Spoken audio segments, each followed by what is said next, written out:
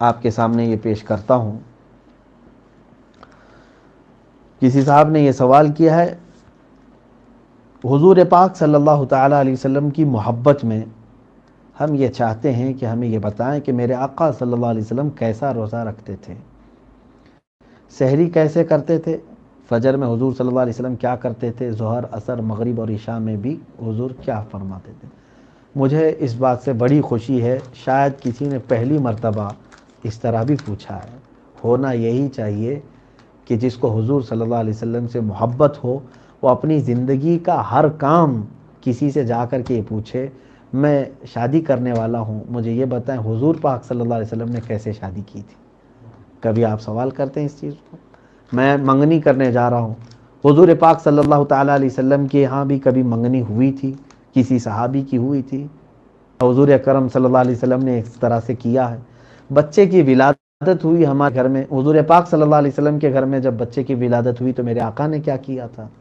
یہ سوالات صرف وہ کرے گا جس کو میرے آقا صلی اللہ علیہ وسلم کی محبت بھری ہوئی ہے اور وہ اپنی زندگی کو حضور کی زندگی میں ڈھالنا چاہتا ہے۔ نہیں تو بہت سارے لوگ تو اس سے کترا کے نکل جاتے ہیں۔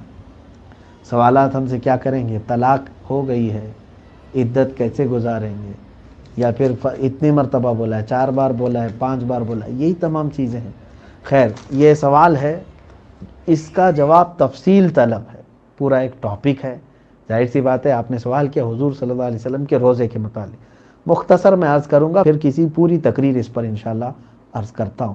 اللہ کے حبیب صلی اللہ تعالیٰ علیہ وسلم جیسے ہی رمضان آتا، ماں عائشہ صدیقہ رضی اللہ تعالیٰ عنہ فرماتی ہیں کہ جس طرح حضور اکرم صلی اللہ علیہ وسلم رمضان کا اہتمام کرتے تھے، باقی سال بھر میں کسی اور مہینے کا اتنا اہتمام نہیں فرماتے تھے۔ کبھی تو ایسا ہوتا کہ آپ مسجد میں پہلے چلے جاتے تو پورا رمضان اعتکاف میں گزار دیتے تھے، پورا رمضان چلے جاتے۔ یہ حضور اکرم صلی اللہ علیہ وسلم کی بعد کی زندگی سے یہ بھی ثابت ہے کہ آخر کے 10 دن بھی آپ نے اعتکاف فرمائے، لیکن بسا اوقات زندگی میں پورا رمضان بھی مسجد میں ہی آپ نے گزارا۔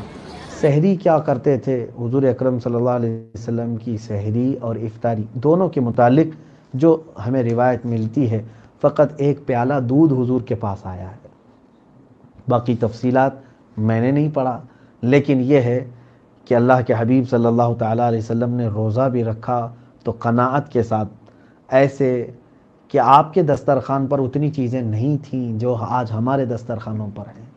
میں یہ نہیں کہتا کہ آپ روزہ کھولنے میں، سحری کرنے میں طرح طرح کی نعمتیں نہ کھائیں، نہیں کھا سکتے ہیں، اللہ نے آپ کو دیا ہے، آپ کھائیں اور اللہ کا شکر بجا لائیں۔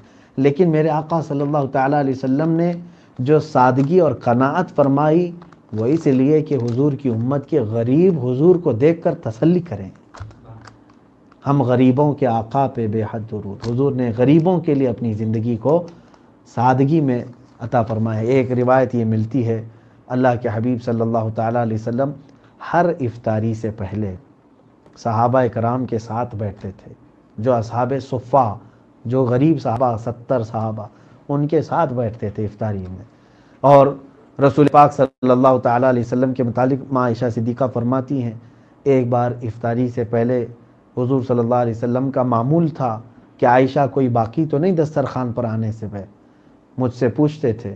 مجھے ایک بار حضور صلی اللہ علیہ وسلم نے پوچھا تو میں نے دیکھا تو کھڑکی سے مجھے نظر آیا جنت البقیع کی طرف غرقد کا درخت تھا، اس درخت کے نیچے کوئی مسافر بیٹھا ہوا ہے۔ میں نے عرض کیا یا رسول اللہ صلی اللہ علیہ وسلم کوئی مسافر نظر آتا ہے۔ افطاری کو تھوڑا سا وقت باقی رہ گیا تھا، اللہ کے حبیب صلی اللہ تعالیٰ علیہ وسلم کے پاس کچھ کھجوریں تھیں اور دودھ کا پیالہ تھا۔ رسول کریم صلی اللہ علیہ وسلم خود اٹھ کر کے جنت البقیع تک گئے، وہاں جا کر کے دیکھا تو ایک مسافر تھا، اس کے چہرے پر سفر کے آثار تھے، گرد و غبار اٹی ہوئی تھی۔ آپ نے اسے اٹھایا اور کہا کہ چلو ہمارے دسترخوان پر۔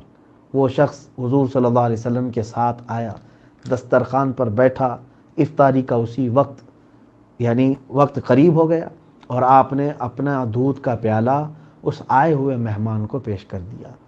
رسول کریم صلی اللہ علیہ وسلم نے صرف کھجور کی گھٹلی کو چوس کر کے افطار فرمایا، باقی سارے صحابہ اکرام کو بڑھا دیا گیا۔